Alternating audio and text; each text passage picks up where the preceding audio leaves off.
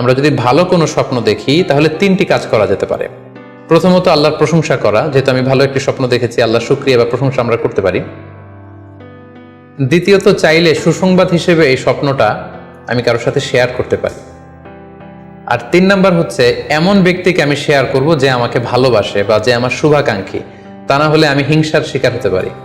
কারণ আন-নি'মাতু মাহসুদা, যে কোনো ধরনের নেয়ামতই আপনি যদি আল্লাহর কোনো বিশেষ মার্সি, ব্লেসিংস বা নেয়ামত পেয়ে ধন্য হন, এটা সবার ভালো নাও লাগতে পারে, এটা সবার অন্তরে সহ্য নাও হতে পারে, ফলে আপনি হিংসার শিকার হতে পারেন। সো ভালো স্বপ্ন দেখলে আপনি চাইলে কারোর কাছে শেয়ার করতে পারেন। সেক্ষেত্রে সে যদি আপনার শুভাকাঙ্ক্ষী হয় বা আপনাকে পছন্দ করে, আপনাকে ভালোবাসে, এরকম কাছের কারোর সাথে আপনি শেয়ার করতে পারেন। হ্যালো ফ্রেন্ডস, আসসালামু আলাইকুম। আশা করি আপনারা সকলে ভালো আছেন। সো আমাদের আজকের এই ভিডিওটিতে ডক্টর মিজানুর রহমান আজহারী হুজুর আলোচনা করেছিলেন যে আমরা যদি ভালো কোনো স্বপ্ন দেখি তাহলে আমাদের করণীয় কী। এ বিষয়ে তিনি 3টি টপিক নিয়ে আলোচনা করেছেন যে আমরা যদি কোনো ভালো স্বপ্ন দেখি তাহলে আমাদের 3টি করণীয়।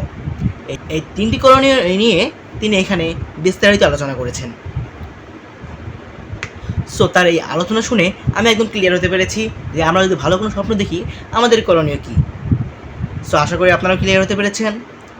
সো আমাদের আজকের এই ভিডিওটিতে আপনাদের ভালো লেগে থাকে অবশ্যই লাইক দেবেন এবং কমেন্টে আপনাদের মূল্যবান মতামতটি জানিয়ে দেবেন। আরেকটা কথা হচ্ছে, আপনাদের মনেও যদি কোনো ইসলামিক টপিক নিয়ে কোনো সংকোচ বা কোনো প্রশ্ন থাকে অবশ্যই কমেন্টে জানিয়ে দেবেন। ইনশাআল্লাহ আমি চেষ্টা করব সেই বিষয় নিয়ে আলোচনা নিয়ে আসার। সো এরকম নিত্য নতুন ডক্টর মিজানুর রহমান আজহারী হুজুরের আলোচনা পেতে অবশ্যই আলোর দিশা ইউটিউব চ্যানেলটি সাবস্ক্রাইব করে রাখবেন। দেখা হচ্ছে পরবর্তী ভিডিওতে। সেই পর্যন্ত আমাদের চ্যানেলের পাশেই থাকুন। আল্লাহ হাফেজ।